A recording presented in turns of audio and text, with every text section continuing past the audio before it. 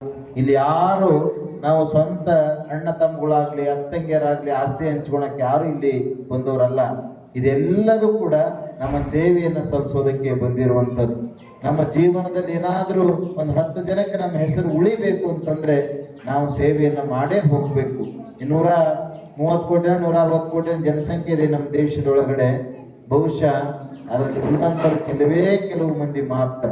ಅಂಥವ್ರ ಲಿಸ್ಟಲ್ಲಿ ನಾವು ಆಗಬೇಕು ಅಂತ ನಾವು ಅಪೇಕ್ಷೆ ಪಡ್ತೇವೆ ವಿನಃ ಎಲ್ಲರ ಜೊತೆ ನಾನೊಬ್ಬ ನಂಗೆ ಆಗಬಾರ್ದು ಅನ್ನುವಂಥದ್ದು ನಮ್ಮ ವಿಶೇಷ. ಇವತ್ತು ನೀವು ಯಾವ ಸುಮಾರು 10-12 ಜಿಲ್ಲೆಗಳಲ್ಲಿ ಎಲ್ಲಿ ಹೋದ್ರೂ ಇವತ್ತು ಪುಷ್ಪಗಿರಿ ಅಂತ ಇದೆ. ಅದು ಎಷ್ಟು ಪುಷ್ಪಗಿರಿ ಹೆಸರು ಹೋಗ್ತಾ ಇದೆಯೋ ಅಷ್ಟು ನಮಗೆ ಜವಾಬ್ದಾರಿಗಳು ಹೆಚ್ಚಿಗೆ ಆಗ್ತಾ ಇದೆ, ಒತ್ತಡಗಳು ಹೆಚ್ಚಿಗೆ ಆಗ್ತಾ ಇದೆ. ಮತ್ತೆ ನಮ್ಮ ಗೌರವದ ಜೊತೆಯಲ್ಲಿ ನಮಗೆ ಅಷ್ಟೇ ಒತ್ತಡನೂ ಕೂಡ ಬರ್ತಾ ಇದೆ.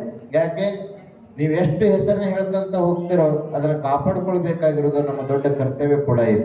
ಆ ಕಾರಣಕ್ಕೋಸ್ಕರ ಸಮನ್ವಯ ಅಧಿಕಾರಿಗಳು ಏನೇ ಇದ್ರೂ ಕೂಡ ಅದನ್ನು ಬದಿಗಿಟ್ಟು ನಾನೇನಾದರೂ ಒಂದು ಸಾಧನೆ ಮಾಡಿ ತೋರಿಸ್ತೇನೆ ಅನ್ನುವಂಥದ್ದನ್ನು ನಿಮ್ಮ ಗುರಿಯೊಳಗೆ ನಿಮ್ಮ ತಲೆಯೊಳಗೆ ಇಟ್ಕೊಳ್ಬೇಕು ಅನ್ನುವಂಥದ್ದನ್ನು ಹೇಳ್ತಾ, ಆ ಕಾರಣಕ್ಕೋಸ್ಕರ ಇನ್ನೂ 16 ಜನ ತಗೊಳ್ಳಿ, ಮಾರ್ಗದರ್ಶಕರು ತಗೊಳ್ಳಿ, ಕೆಲಸ ಮಾಡೋರು ತಗೊಳ್ಳಿ, ವಿಶೇಷ ಸಪೋರ್ಟ್ ಮಾಡೋರು ತಗೊಳ್ಳಿ. ನೀವೇ ನಿಮ್ಮದೇ ಆದಂಥ ಒಂದು ಟೀಮನ್ನು ರೆಡಿ ಮಾಡಿಕೊಂಡು ಈ ಸಂಸ್ಥೆಯನ್ನು ಕಟ್ಟಿದರೆ ಬಹಳ ಚೆನ್ನಾಗಿರುತ್ತೆ ಅನ್ನುವಂಥದ್ದನ್ನು ನಾವು ಹೇಳೋಕೆ ಇಷ್ಟಪಡ್ತೀವಿ.